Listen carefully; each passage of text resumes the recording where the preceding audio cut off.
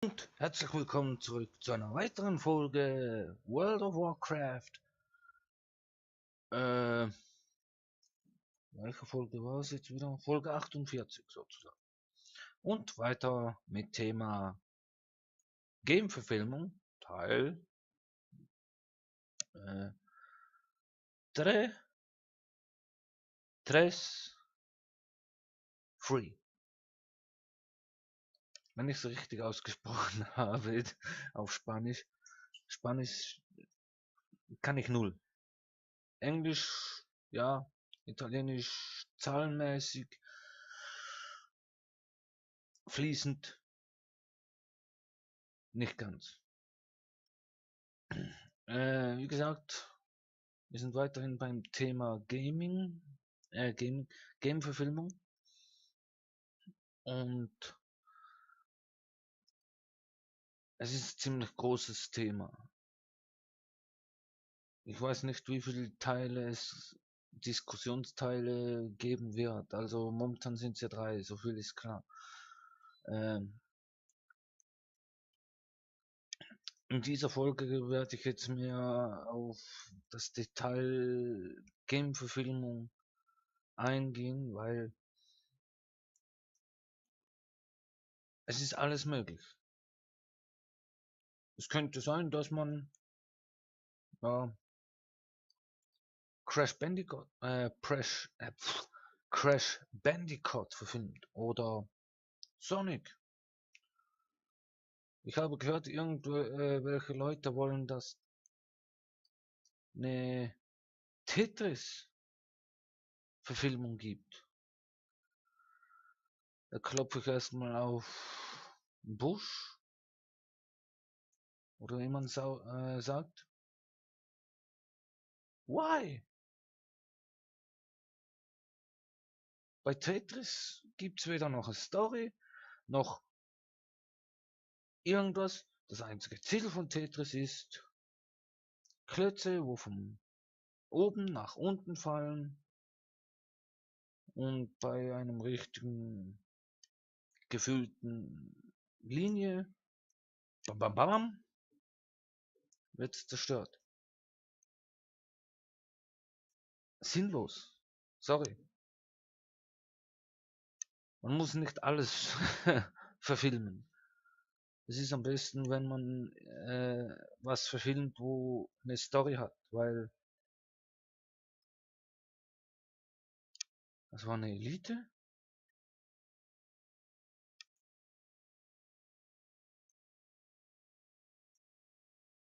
Scheiß die Wand an. Habe ich nicht bemerkt.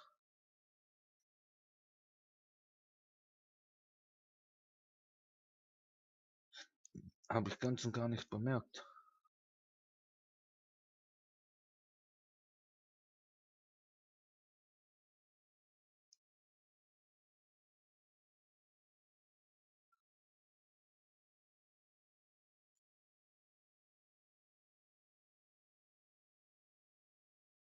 Ah, stimmt. Okay, mein Fehler.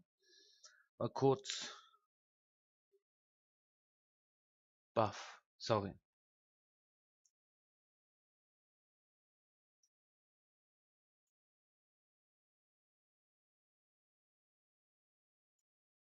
Okay, mein Fehler. Wieder zum Thema Game-Verfilmung.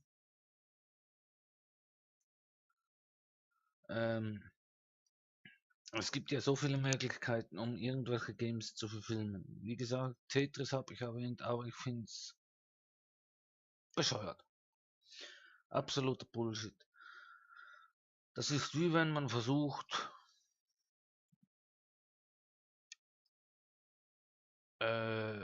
Missile Command zu verfilmen.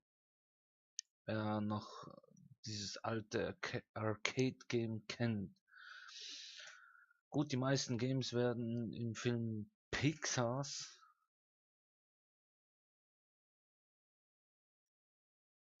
gezeigt. Also es ist sozusagen keine allgemeine Game-Verfilmung, aber es ist eine Mischung, muss man sagen.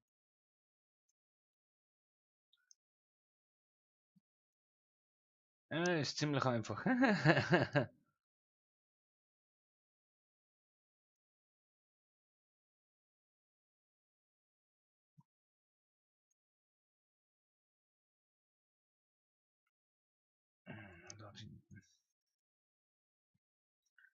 Ich muss mich erstmal gut ein bisschen konzentrieren.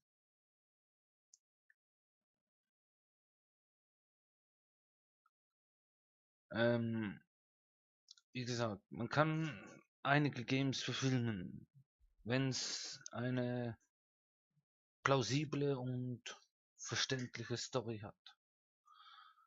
Ansonsten nicht ratsam, wie zum Beispiel eben das mit Tetris oder sonstige Game-Verfilmungen. Aber da kann man nur sagen, Hollywood geht die Ideenmaschine flöten. Also sie haben sozusagen keine Ideen, um irgendwas zu verfilmen. Ja gut, die haben schon unter Beweis gestellt mit äh,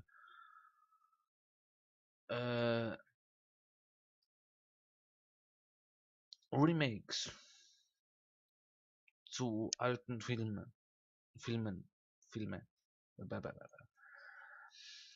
Ähm, über kurz oder lang muss man sagen, ist es gut, wenn irgendwelche Game-Entwickler versuchen wollen. Also ich sage mal jetzt bei Warcraft ist es ein Versuch. Man kann nicht sagen, ob Blizzard mit dem Erfolg haben wird, weil das steht noch außen vor, sage ich jetzt mal. Lassen wir uns überraschen, wie Warcraft The Beginning anschlägt. Aber auf jeden Fall kann ich nur vehement immer wieder betonen, kritisiert die Filme nicht vorzeitig, hoppala, bin gegen das Mikro gekommen, kritisiert die Filme nicht vorzeitig, schon beim Trailer oder wie auch immer. Macht euch erst ein Urteil, wenn ihr den besagte Film oder die scheißegal, ich rede mich dumm und dämlich, fällt erst ein Urteil, wenn ihr den kompletten Film, also wahrscheinlich circa 2 Stunden wird so ein Film gehen. Kritisiert erst nach etwa 2 Stunden den Film. Aber trotzdem bedenkt, setzt nicht gigantische Erwartungen. Geht nicht davon aus, dass der Film 1:1 auf dem Game basiert. Und bei Warcraft The Beginning basiert ja sozusagen einigermaßen auf die Anfangsgeschichte. Gut, das was die Kritiker gesagt haben, der genaue Hintergrund und so weiter, ja toll, dann sage ich nur, fickt euch.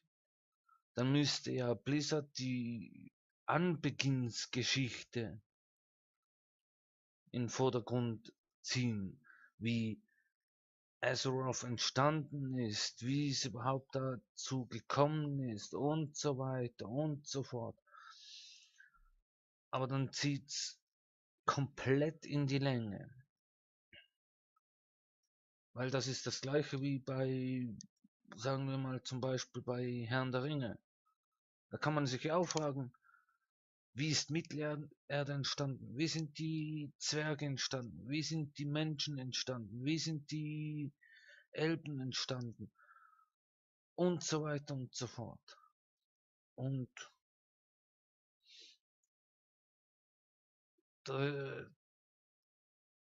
das ist die bescheuertste Idee sozusagen, mein Urteil nach. Also kann ich nur sagen,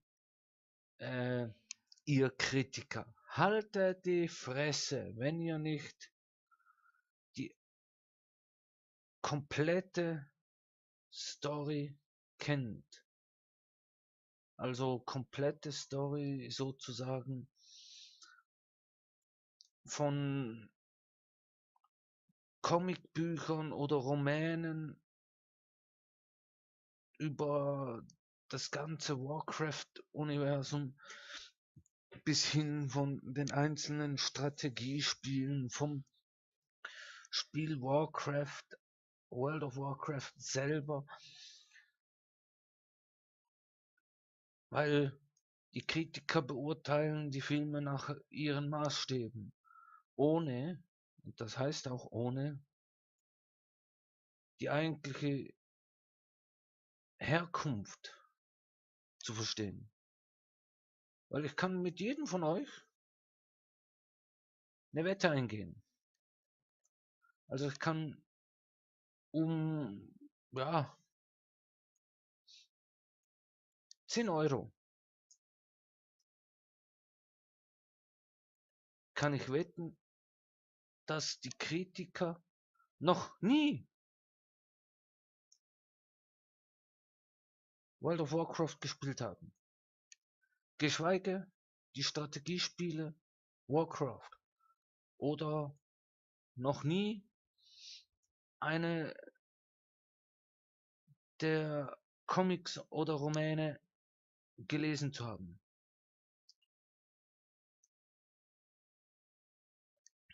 Sie legen ihren Faktenvorstellungen nur auf den Film und urteilen so. Also bitte, haltet die Fresse, sage ich den Kritikern. Und ich wiederhole es einfach, die besten Kritiker von Game-Verfilmungen seid ihr. Diejenigen, die die Games gespielt haben, die auch die Spiele kennen, sind die besten Kritiker. Sie können die Game-Verfilmungen besser beurteilen als so ein halbbatzigen Proletenfilmkritiker.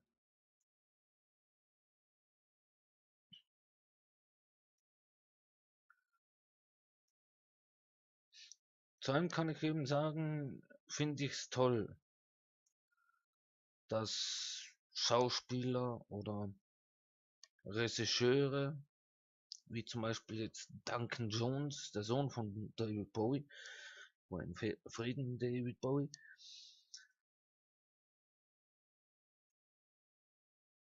sich mit dem Ganzen auskennt.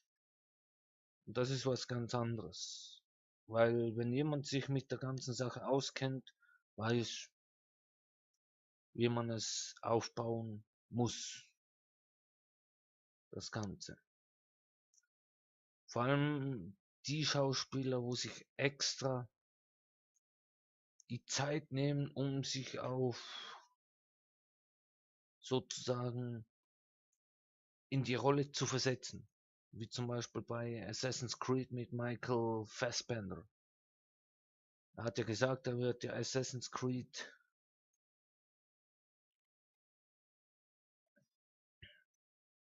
anspielen, um sich sozusagen in die Rolle, also die Rolle eines Assassinen zu verstehen, sich in die Rolle einzuarbeiten und so weiter und so fort. Also sowas nennt man ja so auch schauspielerische Vorbereitungen, wenn man sich selber ein Bild machen will, wie man die Figur darstellt. Aber wie gesagt, es gibt so viele Game-Verfilmungen, die meisten kenne ich, die meisten habe ich auch gesehen. Die einzigen, die ich weiß jetzt, die aktuell noch in den Kinos kommen, sind also momentan gelaufen und noch am Laufen sind Also gelaufen auf jeden Fall Ratchet Clank. Ich vermute mal, einige Leute haben es gesehen. So viel weiß ich nur, es ist eine animierte Animationsverfilmung. Was momentan aktuell läuft, ist ja Warcraft The Beginning. Was noch kommen wird, ist ja Assassin's Creed und last but not least, soviel ich gehört habe, Uncharted. Da kommt mir in den Sinn, das wäre ja krass, wenn Fallout verfilmt wird. Wow! Könnt ihr dem Game-Entwickler alle schreiben? Versucht mal Fallout zu verfilmen. Ich glaube weniger, dass die Fallout verfilmen werden. Weil das geht dann automatisch in die gleiche Sparte wie alle anderen postapokalyptischen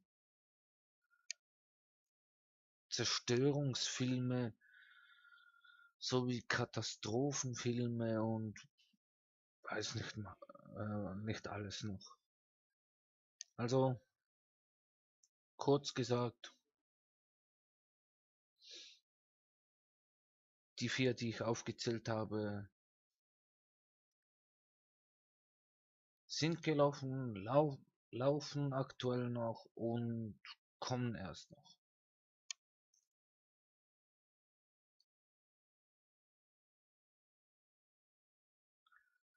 Jetzt muss ich hier runter. Also sage ich jetzt mal erstens meine Meinung über die allgemeine Game-Verfilmung, weil ich vermute mal, wir sind am Ende der Folge, fast am Ende der Folge. Ja, nee, dann sage ich es lieber in der nächsten Folge, also in einem Game-Verfilmung Teil 4. Also Thema Game-Verfilmung Teil 4. Also auf jeden Fall kann ich nur so viel sagen, Warcraft The Beginning habe ich auf jeden Fall gesehen, wenn die Folge rauskommt. Oder die anderen Folgen rauskommen auf YouTube, auf meinem Channel. Und bei Assassin's Creed ist das lange Warten angesagt. Vielleicht kommt noch ein zweiter Trailer, vielleicht auch ein dritter Trailer. Mal schauen. Bis dahin ist ja noch eine lange Zeit, weil soviel ich weiß, irgendwann im Januar soll es in den Kinos starten.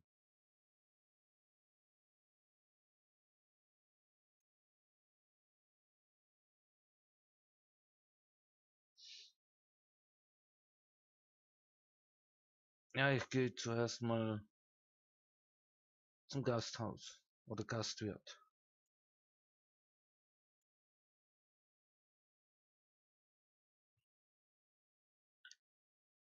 Und Uncharted, ja gut, da kann ich nicht viel dazu sagen. Ich habe Uncharted nicht mal groß gespielt. Ich kenne das Spiel nicht und weiß nicht, ob ich groß gucken werde. Also auf jeden Fall werde ich vermuten, die Game-Fans von Uncharted werden es versuchen zu gucken, je nachdem, keine Ahnung. Wie gesagt, Ratchet Clank, wo ich erwähnt habe, habe ich nicht gesehen. Kann ich nur nochmals betonen. Ich kenne auch die Games von Ratchet Clank nicht. Also da gibt es glaube mehrere Spiele zu Ratchet Clank. Und da meldet sich mein Wecker. Bevor ich die Folge beende, gehe ich zum Gasthaus. Dann noch eine kurze Abschlussinfo. Mehr über Thema Gaming kann ich auf jeden Fall schon jetzt sagen, wird es in einem Game-Verfilmung Teil 4 geben, die nächste Woche am Montag dann wieder um 6 Uhr kommen wird.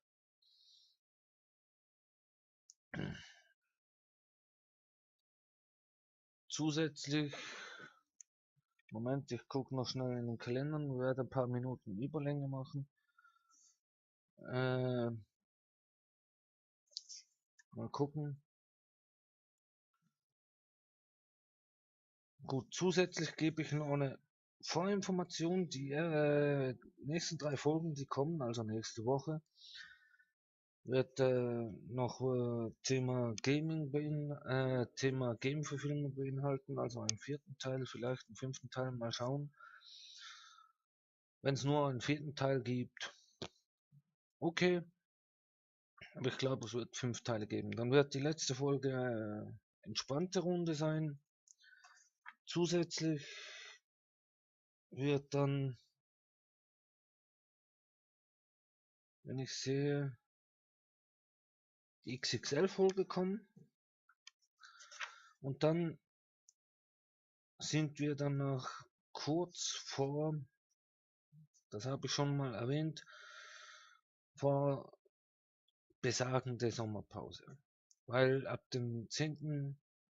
Juni konzentriere ich mich auf Live-Fußballsport, weil ja die EM startet und während der EM habe ich dann keine Zeit, irgendwelche Aufnahmen machen. Aber mehr kann ich erst, sage ich mal, zwischen 6. und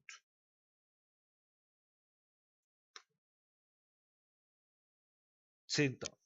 Juni sagen. Das heißt, ich sage in dieser Folge, weil ja das die letzte Folge von dieser Woche ist, sage ich kurzerhand jetzt noch, ich werde in 3 Folgen, also zwischen, sagen wir jetzt eher 6. bis 11. Juli, werde ich in 3 Folgen von Assassin's Creed 4 Black Flag eine ganz wichtige Info aber geben. Und das in allen 3 Folgen. Ich werde es immer wiederholen oder was auch immer. Ich werde auch ein paar Mal darüber reden. Das gleiche gilt auch für die 3 Folgen in diesem Zeitraum von World of Warcraft. Plus Madden 16, wo Samstag, Sonntag kommt. Das heißt am 10. und 11. Juni. Plus, und da werde ich noch wieder mal eine Aufnahme von The Incredible Adventures of Van Helsing machen. Bis dahin glaube ich kaum, dass Minecraft Story Mode 6 schon draußen ist. Ich versuche immer mich auf den neuesten Stand zu bringen, wann die nächste Episode kommt und so weiter und so fort. Aber irgendwie habe ich keine neue Information darüber gehört. Ich habe nur irgendwas mit wegen Adventure DLC oder was auch immer gelesen. Da werde ich mal genau nachgucken. Hatte nicht viel Zeit, genauer durchzulesen. Wie gesagt, zwischen 6. bis und mit 11. Juni werden bei allen Let's Play Folgen von mir auf meinem Kanal das gleiche Thema befassen. Nämlich etwas ganz Wichtiges, ganz Spezielles und wie soll ich sagen, Ausschlaggebendes. Also ich verabschiede mich für diese Folge von der kurzen Aufnahmesession. Ich wünsche euch noch ein schönes Wochenende, weil morgen ist ja Samstag. Genießt das Wochenende. Diejenigen, wo erst am Wochenende den Film Warcraft der Beginn guckt, Macht euren eigenen Urteil, hört nicht auf die Kritiker, geht nicht vom Trailer aus, lasst euch überraschen. Es könnte auch anders kommen, als ihr es vom Trailer gesehen habt. Also dann bis zum nächsten Mal, wenn es wieder heißt World of Warcraft. Tschüss.